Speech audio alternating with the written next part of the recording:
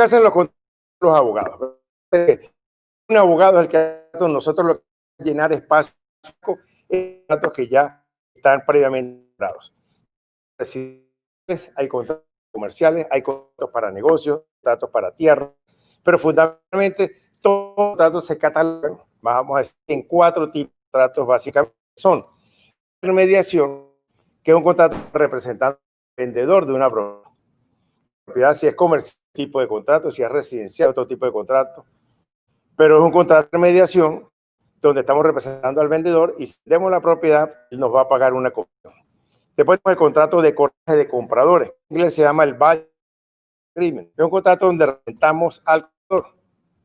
Hoy que tuve estos señores que querían propiedades, le dije, bueno, si hay contrato de comprador, yo trabajo, pero yo no trabajo, ningún cliente firma un contrato de exclusividad de comprador, que él garantiza que compra una propiedad, la va a comprar a través mía, y si la compra separado de mí, igual me va a pagar comisión. Dice el brokerage agreement. Y el listing agreement, cuando es exclusivo, dice que si yo la propiedad gano, pues no importa quién la. Si es de exclusividad, varios que vamos a ver más adelante. Después tenemos el contrato de compra-venta, que es donde llenamos, es el offer to purchase, contrato de compra o purchase o contract, es el documento, el comprador se que va a comprar, que va a vender y se establece el precio y toda de la compra-venta. Y el contrato de opción, que el nombre lo dice, es un contrato de opción para comprar, pero no tengo la obligación.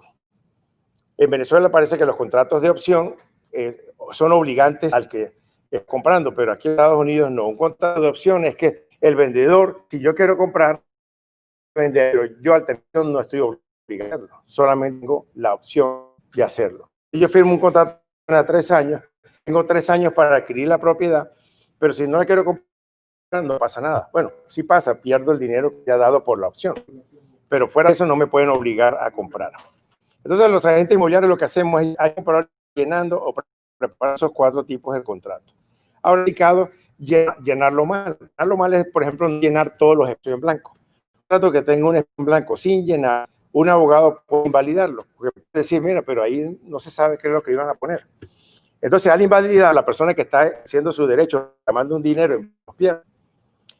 Entonces, la Florida, como eso pasaba tanto, pasaba mucho, ahora los contratos tienen una leyenda que dice, después el espacio en blanco dice, si se dejó en blanco, aquí va 7. Si se dejó en blanco, aquí va 15. Si se dejó en blanco, aquí va 0. Entonces ya no hay manera de que la Florida le invaliden a uno un contrato por espacio en blanco. Pero en Georgia no hay eso de esa manera. En Georgia el espacio en blanco hay que llenarlo porque no dice qué es lo que va si se deja blanco. Para eso lo cubre errores anomísticos.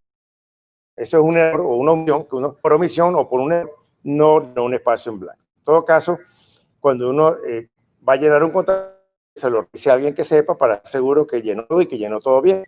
Porque tuve una persona que puso en un espacio que decía porcentaje, $300,000 es un porcentaje, 300 es un porcentaje. Porcentaje puede ser del 100%, no 300,000, pero son cositas pues de que uno va aprendiendo también con la experiencia. ¿Cómo que define un contrato entre más personas o dos partes para hacer ciertas cosas respaldadas por otra de valor suficiente? Entonces, para que me vendas una casa, para que me representes en compra de una casa, para que es una opción de compra-venta de una propiedad, cualquier propiedad. Las bases de un contrato tienen que estar firmado por partes competentes. ¿Qué es una parte competente? Que la persona sea mayor de edad, o sea, que tenga capacidad jurídica porque es mayor de edad para contratar y también que esté en su sano juicio, porque una persona adulta, pues, podría alguien invalidar el contrato. Un menor puede firmar un contrato. El problema es que el menor tiene la capacidad de anular, porque al ser mayor de edad podría entonces retractarse de la. Entonces, por eso es que muchas, por ejemplo, las casas jóvenes no aceptan vendérselas a personas de edad, aunque tengan dinero, a menos que se emancipen. Un menor de edad que ya gana dinero suficiente, vive en su juventud, ya pero podría emancipar por mí mismo, no mis padres, entonces emancipar a los 15, 16, y en ese caso ya un menor emancipado, pero al contrario, no tiene capacidad jurídica para contar. En un contrato tiene que haber una oferta y una aceptación. Es de mutuo con quien ofrece y el otro acepta, y entonces tiene bajo contrato oferente y destinatario de un acuerdo. Hay que tener un propósito. La contraprestación, que puede ser de valor medido en términos monetarios, o de bien, que cuando se trata de amor y afecto, pues no se mide en términos monetarios, sino que es un padre regalando una hija, por ejemplo. Los contratos no ejecutables. Como no es un contrato no estable, es un contrato que va a poder obligar a una corte. Un contrato no estable. No tiene, puede ser ejecutable, no tiene ni valor. Entonces, hay dos razones por las cuales un contrato es no ejecutable. Una, no cumple con el estatuto de fraude. Y dos, que no cumple con, o que ya dio el plazo del estatuto de limitaciones. El estatuto es una pregunta frecuente en el examen y los contratos deben estar por escrito. No tiene fraude, o sea, lo que refiere es que todos los contratos y explica el estatuto de fraude cuáles son los que tienen que ser por escrito, lo vamos a hablar más adelante. No significa que los contratos sean no ilegales. Dos contratos verbales son legales y que son enfocados en una corte. Pero el estatuto de fraude dice que es mejor que sea por escrito para evitar fraudes. Y el estatuto de limitaciones es lo que dice cuál es la vigencia de un contrato. Ya hemos visto a lo largo del curso que los corredores tienen que guardarlos por ¿cuánto tiempo? 5. El estatuto de limitaciones de los contratos escritos dura 5 años. Pero también establece el estatuto los contratos verbales una limitación 4. O sea que la diferencia de vigencia entre un contrato verbal y uno es de apenas un año. Un contrato verbal puede ser ejecutado si es dentro del lapso de 4 años. Entonces, la ley de fraude dice que ciertos contratos deben ser escritos y firmados por parte para que sean válidos. Entonces, me pregunta, ¿a qué se refiere la ley de fraude? Los contratos deben ser por escrito, para que sean válidos y no por las partes. ¿Cuál es que ser por escrito? El contrato de compra-venta tiene que ser por escrito y firmado. El contrato tiene que ser por escrito. Las hipotecas, las escrituras, tienen que ser por escrito. Y los contratos de alquiler, si son más de un año, los contratos de intermediación, donde están dando al vendedor, si son más de un año, tienen escrito. Entonces, los que por escrito más de un año, el de alquiler, de representación a la venta, el de intermediación para la venta, tienen que ser por más años. Pero las hipotecas y la escritura tienen que ser por escrito, no importa la adopción ni el tiempo, las adopciones de compra también, lo de compra-venta también.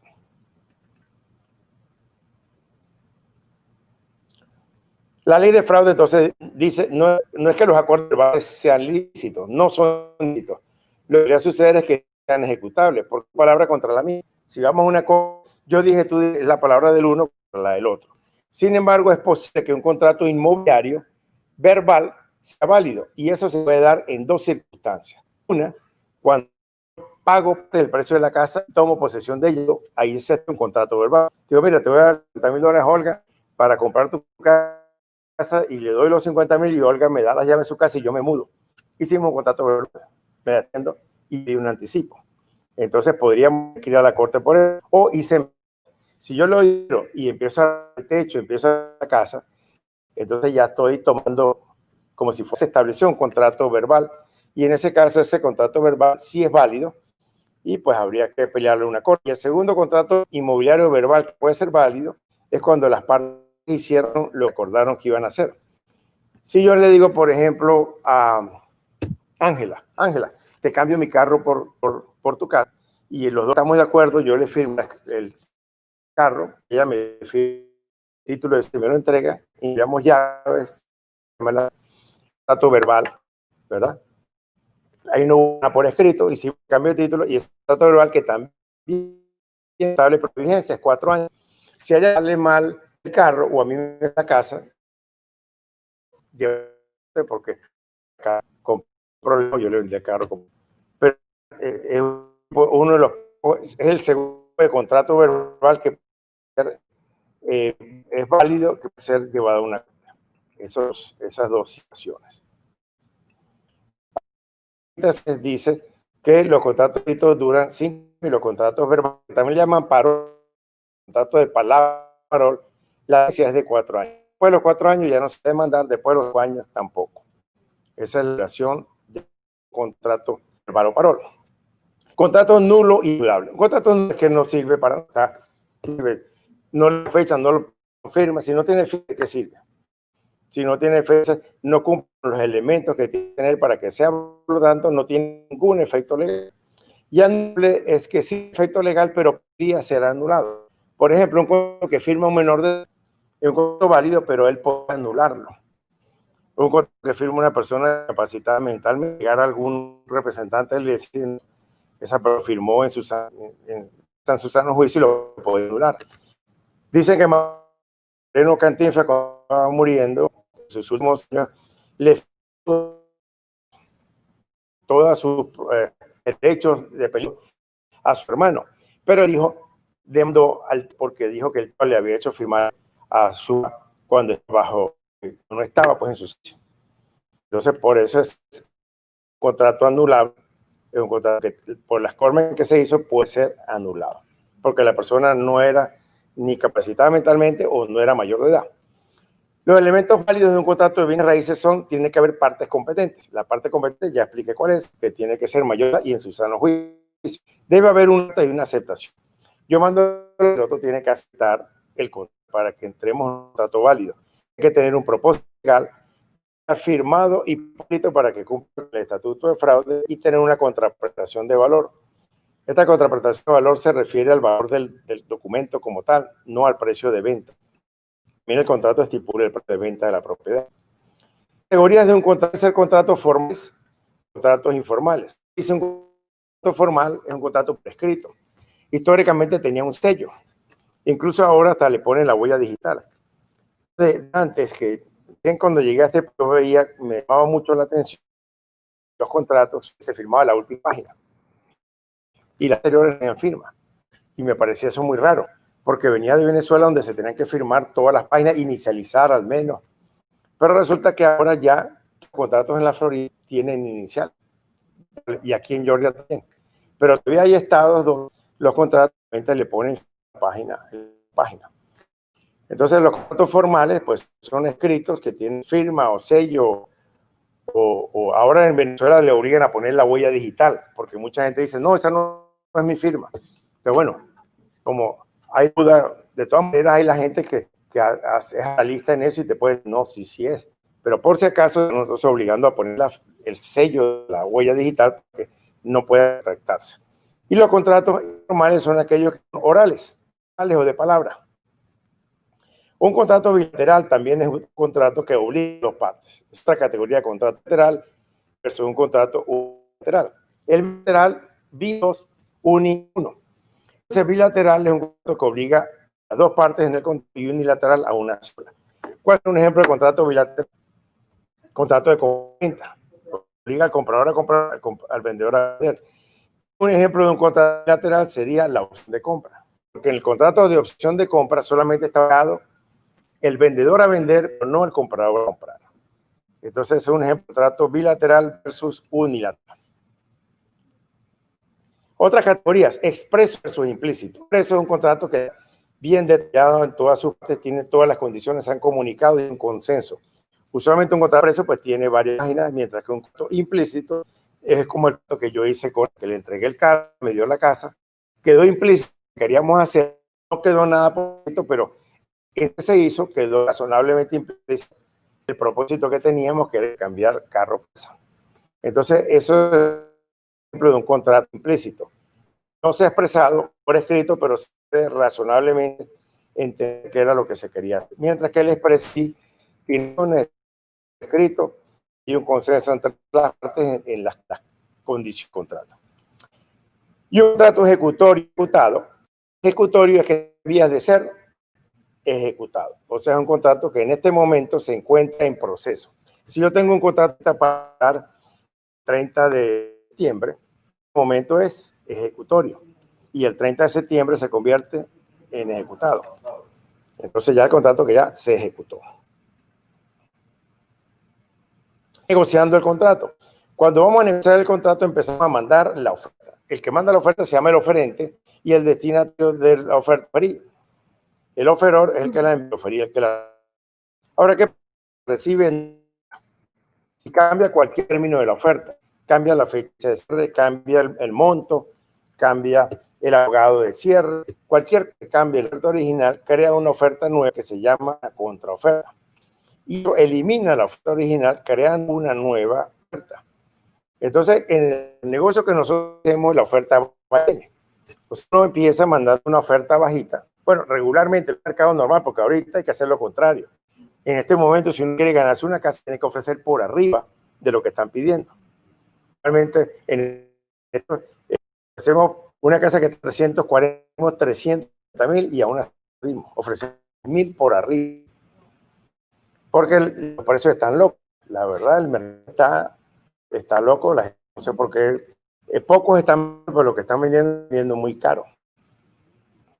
Entonces, pero normalmente uno ofrece, el otro te dice, no, tan bajito, le ofrecer a uno, yo precio ofreciendo 320, dice, no, 300, no menos de 340, entonces yo mando 325, entonces el otro manda 335 y así va hasta que llegamos a un precio. Eso es lo que es la negociación del contrato. Cuando ya estamos de acuerdo en todo, en el precio, en el tiempo de tomar la decisión de la casa, en hacer cierre, todo, entonces tenemos lo que se llama binding agreement. Una cosa que mucha gente no sabe y no entiende, generalmente no lo explican y en el examen lo preguntan, entonces a veces después creas dudas, la diferencia de un contrato aceptado y un binding agreement. Un contrato aceptado es que mando el contrato con las condiciones, la otra parte lo vive, está de acuerdo en todo y lo firma. En ese momento el contrato está firmado por la originadora, que fue probablemente el comprador, y firmado por la parte receptora, que es el vendedor. Entonces es un contrato aceptado. Pero no se encuentra en binding hasta que no me dicen y yo ponga una final. Entonces yo mandar 5 o 10 al mismo tiempo, firmo mi comprador, y si es vendedor es firmar y mandarme de regreso. Pero solamente voy a poner binding uno solo. Y los otros lo cancelo, aunque he firmado por las dos partes. Qué pena, pero mandé 10, ya me lo aprobaron, pero vamos a binding uno solo. Y el que es binding es el contrato final. Entonces yo le pongo el binding, regreso a la otra parte para que el contrato con mi firma. Hay situaciones aquí que yo he visto que uno manda el contrato, el otro lo recibe y el binding, y eso no, él no lo puede hacer, él tiene que regresármelo. Y yo soy el que tengo que, el que lo originó, tiene que poner. Ahora, si yo lo mando, él hace una contraoferta y la recibo y firmo, entonces él que tiene que ponerle luego el binding. Pero es el mismo que tiene que recibirlo al final. Y entonces ahí queda el contrato, binding agreement. ¿Cómo se puede terminar el retire? Puedo mandar una oferta y antes de que acepten o de que la acepten, puedo retirar. Como dije, hasta que no le pongan, no está en contrato firme, entonces lo retirar. También puede terminar la cura. Resolvió loco, pues no hay manera. O el lapso, uno manda la oferta con límite de generalmente 24, 30. Yo la mando que tiene que responder antes de mañana a las 5 de la tarde. Entonces, a las 5 minutos ya la oferta tocó. Antes. Y normalmente uno pone tiempo corto, no quiere que la oferta de uno la hacen para que otros ofrezcan más. Puede darse, si en un mercado completo, cuando la oferta, entonces la gente dice, ya me llegó una por 350,000, si tú quieres ofrecer, y eso no es la ley, pues, o sea, no puede usarlo, pero uno para evitar de tener las cosas como esa con un lapso de tiempo corto. También se termina con la muerte, ¿verdad? No se puede comprar casa desde el más allá. No hay manera, o sea, si se murió, pues ¿cómo va a comprar? Ya la oferta termina. La contraoferta, también termina la oferta, vimos que una contraoferta forma una nueva oferta. Y la aceptación también lo termina, porque cuando la acepta ya no se llama oferta, ya se llama un binding agreement. Ya cuando fue aceptada, es una aceptada y al poner el binding ya bajo contrato, ya no es una oferta. Puede ser que la rechacen. Lo peor es cuando ni siquiera nos dicen por qué rechazaron, o simplemente llaman, entonces lo ignoran a uno. Es lo peor que puede pasar, que ni siquiera sepas qué fue lo que pasó. Pero usualmente cuando la rechazan, el precio es bajo. Se termina con la acción de la propiedad. Si la propiedad se cae, se destruye, se incendia, no hay bien que vender. Entonces también eso termina una oferta. ¿Y qué termina un contrato? Un contrato, cuando se cumple, se convierte en un contrato ejecutable, en un contrato ejecutado, ya se cumplió, se terminó el contrato. Rescisión mutua, cuando ambas partes acuerdan terminarlo sin ninguna pelea, sin tomar nada, ni comprador al vendedor, vendedor al comprador, quedan igual como al principio. Y eso es lo que se llama la rescisión de mutuo acuerdo. La imposibilidad de cumplimiento es porque si tenemos un contrato para comprar una propiedad y, por ejemplo, el gobierno quiere reclamarla, entonces quiere hacer quiere tomarla con el derecho que tiene el Estado de quedársela en una expropiación, entonces hay imposibilidad de cumplir el contrato. El gobierno lo expropia, no hay manera de vender. Por el lapso de tiempo, el contrato ¿cuánto tiempo van a ser? A 30 días, a 45 días, a 60. Una vez que se expiró el tiempo y se renovación, pues el contrato terminó. El examen pregunta que hacen muchos es que si expiración, si una extensión es una manera de terminar un contrato. Una extensión termina, al contrario, le vida al contrato, le da más vida al contrato. Pero sí el lapso de tiempo, cuando ya llega el lapso final, pues se termina el contrato. Por bancarrota también se termina el contrato o porque alguna de las partes ya decide no continuar. En dado caso que el día del cierre el vendedor dice, no, ya no voy a vender. O el comprador dice, ya no voy a comprar. Y es un quebrantamiento donde entonces la parte quebrantadora tiene que darle las pérdidas a la parte que da. Hay maneras de resolver. Si el quebrantamiento que lo originó fue el comprador dio un earnest money y ese earnest money lo va a perder, simplemente lo toma el vendedor como daños punitivos, daños compensados causados. Pero ¿qué pasa si el que lo quiebra es el vendedor? A mí me pasó que en un cierre llegó la vendedora y dijo, me dijo que estaba vendiendo muy barato. Entonces voy a vender porque el precio es muy barato. Y pues tuvimos que convencerla que no, que está equivocada, que el precio era correcto, porque si no, el comprador la iba a demandar. Pero se han visto casos donde el comprador tiene que demandar y en la demanda pues, le obliga a una corte o a vender o no, entonces a unos daños, a pagar una cantidad, una suma de indemnización por los daños causados. Entonces, en un caso de incumplimiento de esa naturaleza, el tribunal le puede ordenar a la parte quebrantadora que lo cumpla en lo que está estipulado en el contrato, o si no, pague una indemnización. Si el comprador es el que incumple, el vendedor se queda con el dinero que se ha quedado, que se había dado de earnest money. Pero si el que incumple no es el comprador, sino es el vendedor, entonces tendría que llevarlo a la corte y exigir compensación punitiva y en una demanda, entonces reclamar los daños y perjuicios monetarios debido a ese quebrantamiento. Ahora, si es la rescisión, ahí sí hay una terminación con acuerdo mutuo, entonces las partes quedan en su posición inicial y nadie reclama nada, nadie perdió nada más allá que el tiempo, ¿verdad? Lo malo es que, como les dije, que residencial generalmente en esta situación el que se queda con todo es el vendedor. A la gente no le dan nada, pero en propiedades comerciales se acostumbra que ponemos que la mitad va para el dueño de la casa y la mitad para el agente que lo estaba representando. A menos uno recibe una compensación si el contrato no se cierra. Cesión versus innovación. La cesión ocurre cuando una de las partes traspasa los derechos y obliga a la zona. O sea, yo tengo un contrato con los derechos de comprar, pero al final no quiero ser yo el que compre, yo puedo ceder el contrato a alguien más. Pero si la otra persona no lo ejecuta, yo estoy obligado entonces a ejecutarlo. O sea que en cesión no me libero, lo que estoy traspasando mucho, pero si el otro no los aprovecha, entonces yo tengo la opción de hacer el cierre. La cesión se utiliza, por ejemplo, en construcción. Yo puedo poner un contrato en preconstrucción y cuando ya no quiero, la puedo vender de hecho a un precio más alto.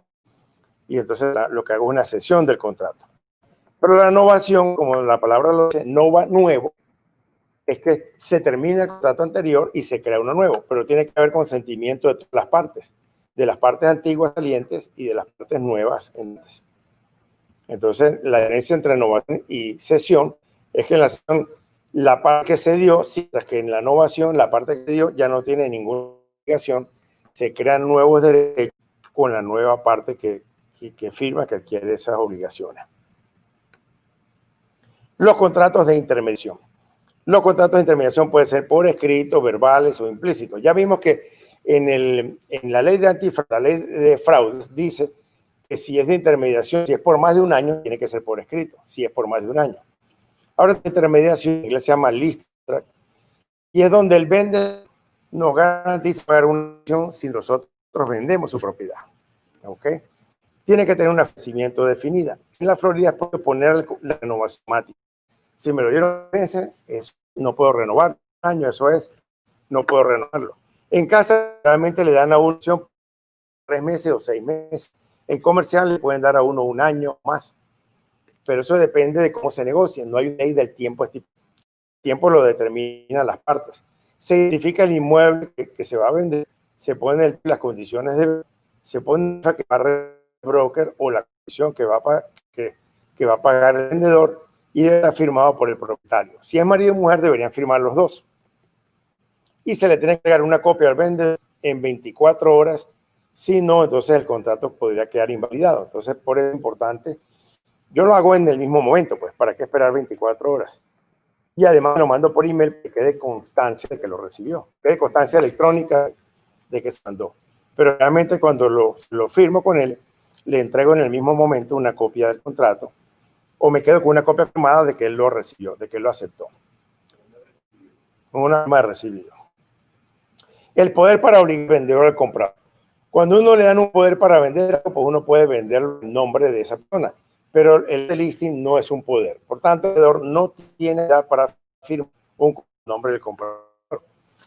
Preguntan que una persona le da una casa para que venda un broker en $300,000.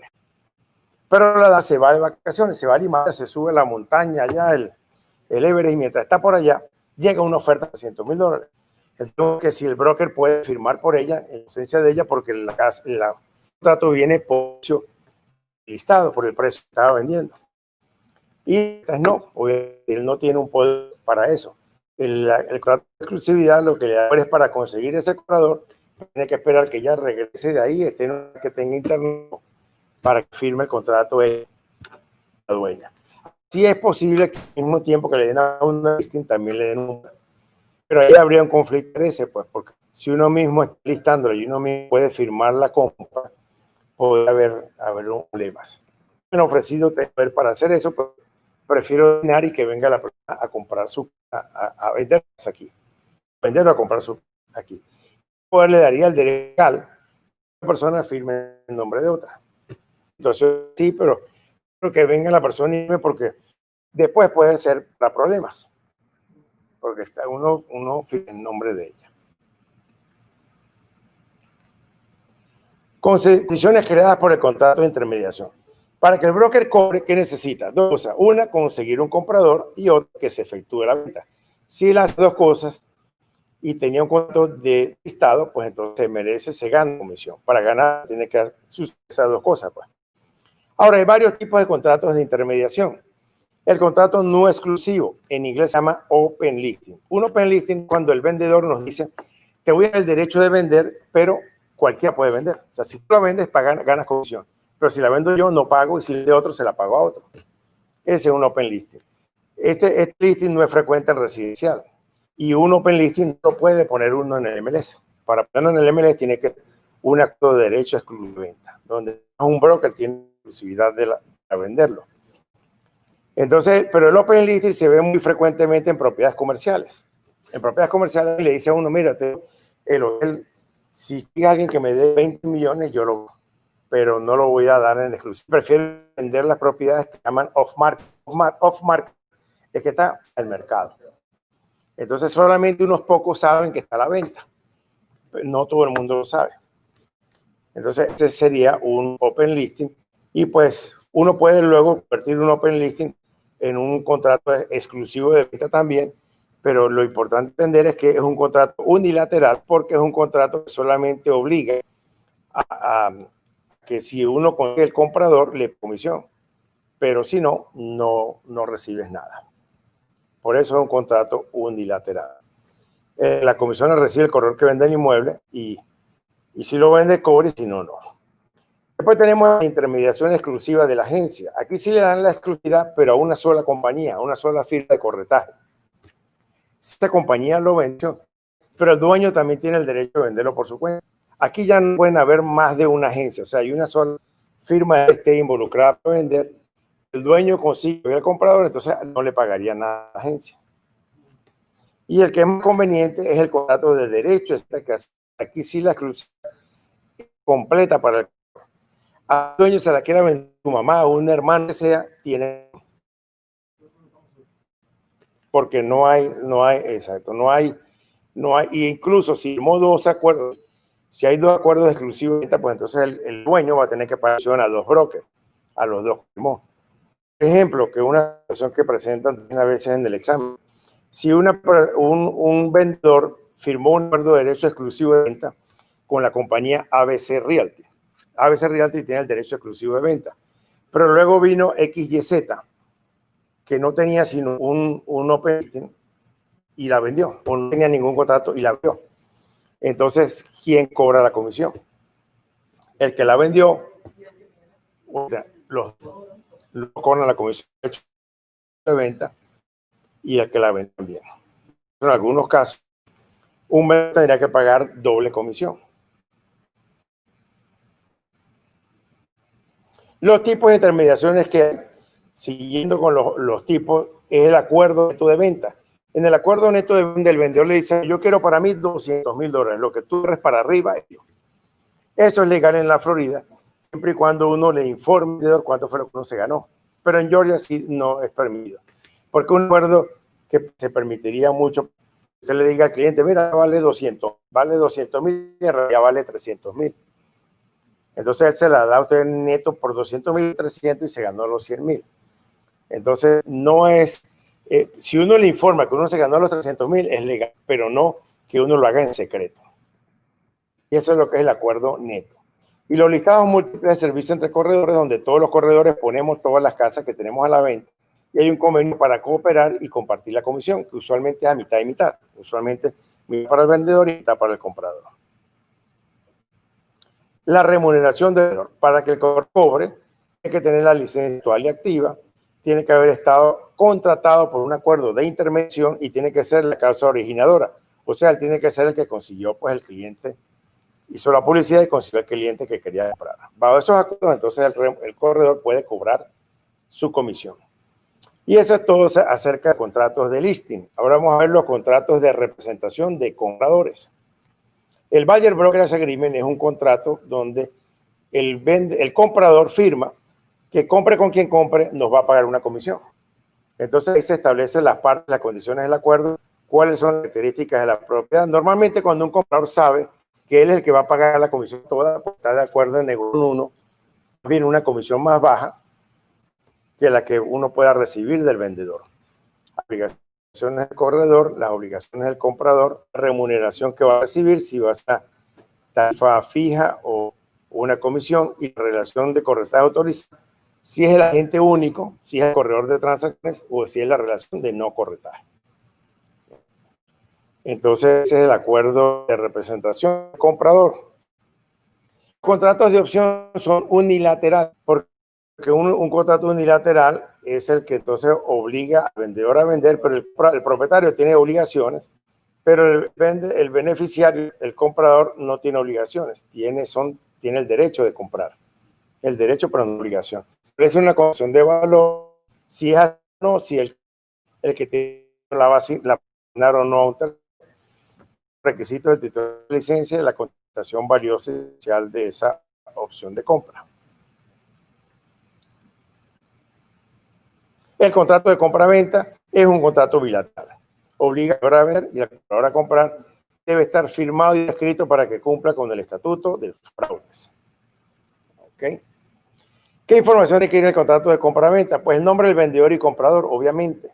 La descripción legal, la acabamos de ver en la unidad 10, cómo se describen propiedades, la contraprestación del valor del contrato, el precio de compra, las condiciones del dueño va a financiar o no, si tiene que ser cash en el cierre, en efectivo, el tipo de escritura que va a transferir, si es Buy and Sell Deed, Quick Claim Deed, el Special Warranty Deed o el General Deed, la evidencia del título, que el título está limpio, los gastos y prorrateos.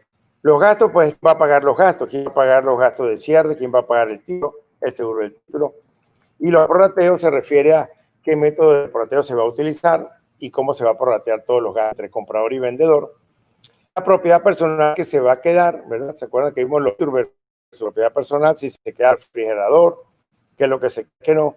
La fecha, lugar, hora y lugar del cierre, fecha de posesión. Generalmente el mismo día que uno también le entrega la llave. La posesión es el mismo día. Pero puede darse el caso de el cierre día y la posteriormente. Por ejemplo, si están cerrando un 31 de diciembre, entonces pues, no va a hacer mudar, o en Navidad no van a hacer mudar a la gente en esa fecha. Entonces, puede dar caso que el vendedor quede todavía unos días más o semanas más y le tenga que pagar una renta al comprador por el tiempo que permanezca en la casa hasta que entregue la posesión. Lo contrario sí no es usual porque nadie permite que esta casa hasta que no se haya hecho el cierre. Chances hay de que pueda pasar algo y finalmente no se cierre. Entonces, por eso la posesión por lo general después, pero no antes. Divulgación de defectos materiales. Los vendedores de inmuebles residenciales tienen que divulgar cualquier defecto material. La estipulación ASIS, cuando vende una casa ASIS, ¿qué está diciendo? La vende como está destruida. Al vender la ASIS, lo que está el dueño es que no va a estar ninguno. Si viene que mira que la no está dañada, bueno, sí, pero yo la vendo ASIS. Mira que no sirve la calefacción, bueno, sí, pero yo la estoy vendiendo ASIS como está. Pero el vender ASIS no le quita de la obligación de decir todo lo que ama.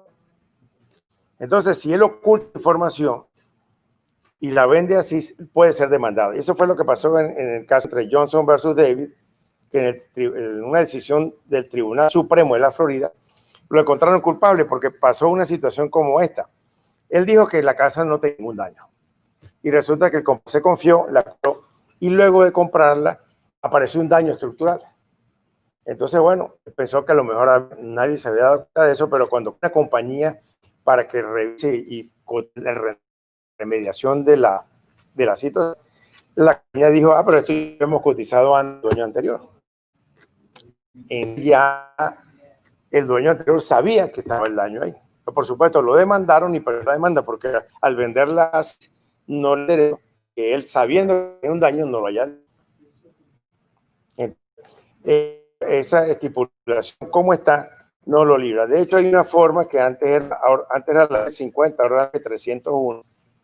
La forma en Georgia, que es donde un vendedor tiene que llenarla diciendo cómo está la casa. ¿Se inundó? Sí, no. ¿Se incendió? Sí, no. Entonces hay preguntas concretas. ¿Hay un daño estructural? Sí, no. Si él dice que no, pues, y después demuestra que sí, pues está mintiendo, ¿no? Entonces, esa forma se tiene que llenar en el momento en que se está listando una casa. El gas radón, ¿alguno de ustedes ha oído hablar del gas radón? No. El radón es un gas que sale del centro de la Tierra. El centro, ustedes saben que tiene años, pues, es como si fuera un volcán en el centro de la Tierra, y entonces el gas radón sale producto de esas explosiones que hace y tiene salidas por distintos lugares, no son salidas aleatorias. Lo importante con el gas radón es que lo descubrieron por una dama que vivía en el basement, se enfermó de los pulmones y tenía las concentraciones de gas radón. Cuando vinieron a ver, ella tenía muy en el basement había una alta concentración de radón. Entonces, aquí vemos las imágenes.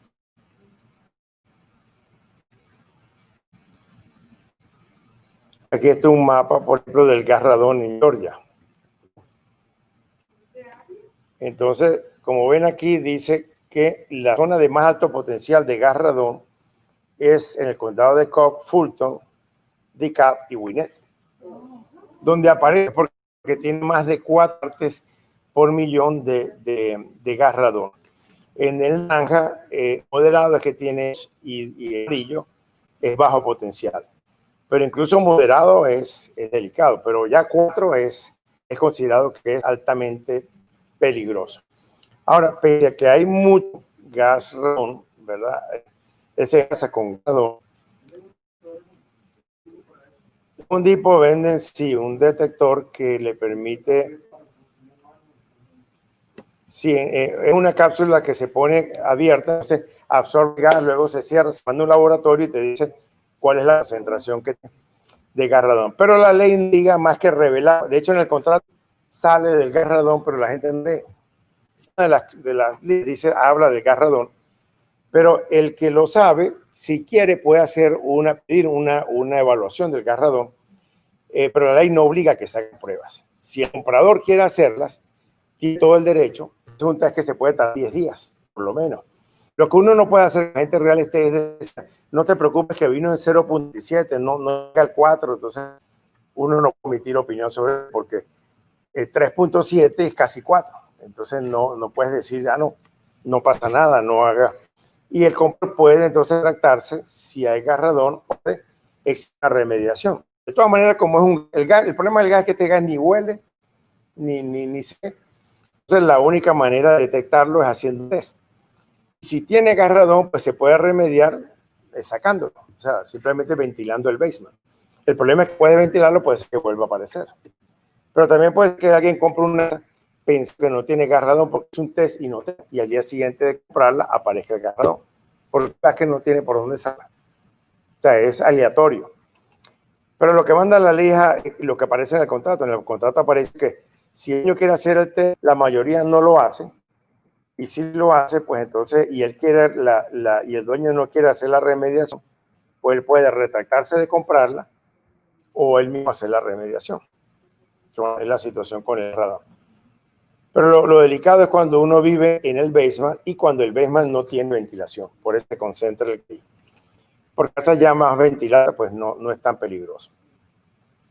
La pintura con plomo, eso sí es muy delicado, porque antes del año 78 todo tenía plomo. Los labiales venían plomo, había soldaditos de plomo, la pintura tenía también la gasolina.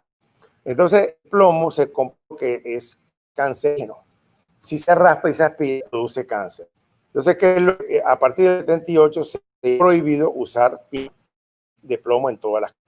Pero las casas que ya están vendidas así, que ya se fueron construidas así, que probablemente tenían pintura de plomo, entonces la ley obliga a revelar a que tanto el vendedor o un casero, es decir, un vendedor o un landlord, tiene que informarle al comprador o al tenant que la casa tiene plomo si él lo sabe. O si no lo sabe, tiene que incluir en el contrato la opción del inquilino o el comprador a una evaluación previa antes de vivir en él. Entonces dan 10 días. No es obligatorio. Si él lo quiere, tiene 10 días para hacerla. Pero como no es requerida, la mayoría de los compradores lo que hacen es un waiver. Un waiver es que firma y dice, no voy a hacer inspección.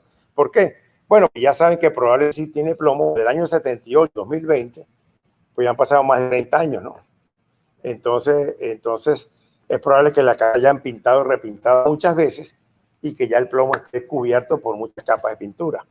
Pero en todo caso, lo que es muy delicado que uno vende una casa construida en el año 78 no tenga el disclosure correspondiente. Pueden venir demandas en torno a esto.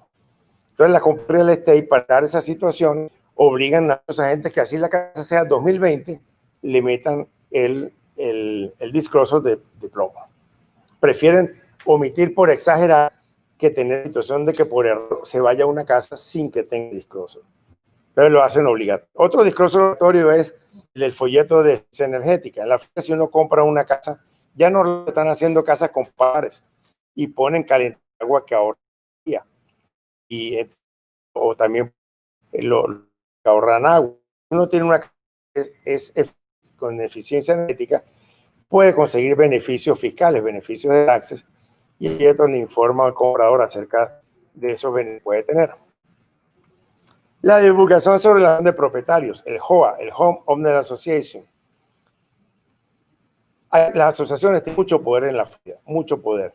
Alguien puede comprar una casa y si luego no lo admite, no puede vivir en ella. Sucedió el caso de una persona que compró la casa y dijo, no, después que la compre, aplico. Después que la compró, aplicó, HOA le negó que era niña. ¿Por qué? Porque él tenía récord criminal. Entonces él dijo, no, pero yo nunca he estado en la cárcel. Pero resulta que el papá del que tenía el mismo nombre y apellido era el que había estado en la cárcel. Entonces, hasta que no pudo demostrar que era el papá y no lo dejaba mudarse. Y después lo mudarse, pero con la condición que su papá no viniera a visitarlo. Entonces, mucho poder, sí. Tiene mucho poder. Ahora, lo importante es que la persona aplique a JOA antes del cierre, porque si aplica y no aprueban, entonces tiene 3 días para rescindir el contrato después de haber aplicado. Pero si no, ese derecho de rescisión termina el cierre. Ya una vez que la casa no te echó. El JOA, aquí también es Homeowner Association. Aquí también. El JOA son las siglas de Homeowner Association, o sea, la asociación de vecinos. Aquí hay mucha gente que no le gusta vivir en subdivisiones porque es una división y usted tiene camión de pintura, no mete el camión de pintura en la subdivisión. Tiene que pararlo afuera. Entonces no dejan, tiene mucha restricción, no lo dejan pintar de azul, la que quiera pintarla de azul, no lo dejan, si no la grama multa. Y JOA también pues tiene un pago, depende de lo que tenga la subdivisión, te cobran un mantenimiento de las comunes, a veces puede ser anual, ser mensual. Yo tuve el caso de una clienta que ella me despertó a medianoche que quería hacer una oferta porque la casa se le estaba muy precio. Y el dueño además que él pagaba JOA, que eran $5,000, nada más hacerse la membresía. Entonces hicimos la oferta, la mandamos y al día siguiente nos mandaron la de JOA. Resulta que los $5,000 sí los pagaba el dueño, pero mensualmente eran $15,000. JOA, mensual, 15,000. Porque la asociación un yate con afuera, pues estaba frente al mar, tenía una limusina con chofer, desayuno en la Casa Cruz todos los días, periódico puerta, bueno, era más caro. Allá le iba a ser los pagos mensuales del mortgage en 7,000 y el JOA eran 15. Pero una subdivisión de millonarios. Y aunque el marido era un general 3 estrellas, no le para tanto, entonces no la pudo comprar. Pero por eso es importante revelar el JOA, porque dinero hay que saber, el comprador tiene que cuánto cuesta afiliarse, porque lo va a tener que pagar él. Normalmente lo paga el comprador, no el vendedor. Va a tener que pagar la cuota mensual o anual. Y además de eso, primero lo tienen que aprobar para que pueda vivir ahí. Si no lo aprueban, no puede vivir ahí. Restricciones que tiene la asociación también. Y la divulgación del impuesto a la propiedad, porque alguien no se puede confiar en los impuestos que paga una casa y que él va a pagar los property taxes no solamente dependen del valor catastral de la casa, dependen del que la vive. Si el que la vive es una mujer que es su vivienda privada, va a tener excepciones de que la va a pagar menos que un inversionista que va a tener que pagar el precio al valor full, valor total. Entonces, en divulgación, lo que le dice el comprador, no se tiene que confiar que a lo mejor la viuda paga $900 porque a lo mejor él va a tener que pagar 2,000. Entonces, esa es la divulgación del property. Y la divulgación de los códigos de construcción, el vendedor está obligado a revelar que la propiedad tiene una violación de construcción. Si le pusieron código de construcción, ya lo obligó a tumbarla o arreglar lo que está fuera de código. Entonces, él vender la casa para el caso es lo que le tiene entonces que venderla a alguien más que sea el que haga la reparación. Y en ese vendedor entonces le pasa esas obligaciones al comprador y ahora el comprador será el que se ve obligado a poner la casa en la que pasa mucho en Jaya, que los urbanos hacen una habitación extra, construyen efficiencies y entonces lo hacen sin cumplir con los códigos, vienen los o le ponen acciones, entonces al no tener dinero para arreglar, se la venden a compañías constructoras y la vuelven a... Entonces el vendedor, la única obligación que tiene es informarle al ejecutor de los que él ya la vendió y que ahora el responsable es el nuevo comprador. Y el comprador será entonces el que tiene que cumplir